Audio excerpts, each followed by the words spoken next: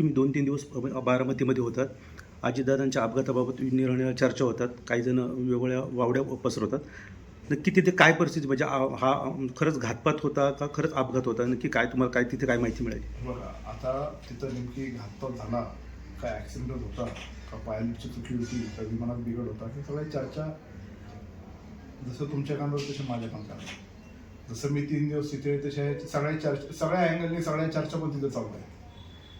तर त्याच्यावर असं होतं का तसं होतं, त्याच्या निष्कर्षापर्यंत मी येणं आणि त्याबद्दल सांगणं हे चुकीचं ठरलं. पण आता ते इन्व्हेस्टिगेशनचा भाग आहे, तर ते इन्व्हेस्टिगेशनच्या भागातून ते कळेल नेमकी पायलट चुकीचा होता का, किंवा तांत्रिक बिघाड होती का, किंवा पायलट बदलला तर का बदलला, तांत्रिक बिघाड होती तर विमान कसं काय उडालं, हे सगळ्या ते इन्व्हेस्टिगेशन आहे, त्याच्यातून भाग आहे. तर चर्चा तर सगळीकडे चालू आहे, जशी महाराष्ट्रात चालू आहे, जुन्नरला चालू, पत्रकार लेवलला चालू, तसं तिथे गेलं ते पण चालू होते. पण आता चर्चा चालू आहे. पण आता माणूस गेला याचं दुःख आम्हाला खूप मोठं आहे. म्हणजे काल मी ते करून सगळं जरी आलो तरी मला करमतच नव्हतं.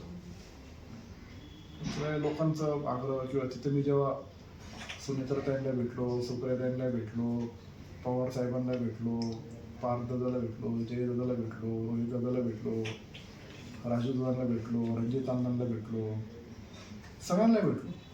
त्यांच्यावर चर्चा, त्यांच्यात बसून राहायचं. पण तिथं फक्त दादा नव्हता,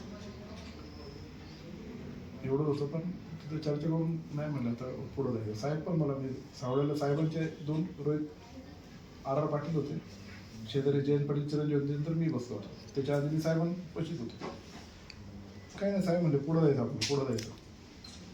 साहेब मगाशी एवढं बोलले ते मला. आपण मगाशी उदाहरणं दिली ती पंतप्रधान पदाबद्दल दिली, तिथं मृत्यू झाला समजा राजीव गांधी, इंदिरा गांधीचा असेल, नाही, परंतु हे उपमुख्यमंत्री पद होतं, थोडं लेट सुद्धा घेता आलं असतं. इतकी घाई का?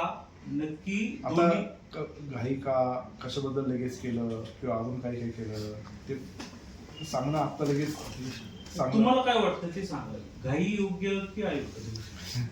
मला काय वाटतं त्याच्यापेक्षा सृष्टीचे खूप पुढचा विचार करतात. त्या विचारानं त्या लेवलला मी नाही. परत पुन्हा आता अधिवेशन पण आहे 23 तारखेपासून. सगळ्या गोष्टी त्यातून प्रोसिजर्स आणि या सगळ्या फॉलो करायच्या, तेच पुढं जायचं आहे.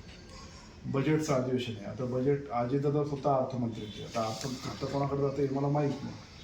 पण त्यातून सगळ्या गोष्टी असतील. आता ते काय असतील, काय मला काय वाटतं, मला काहीच वाटत नाही. माझ्यासमोर आमदार आहे, माझ्यासमोर माझा आमदार आहे, तर काय माझ्यासमोर फक्त आता जिल्हा परिषद निवडणूक आणि पंचायत समिती निवडणूक.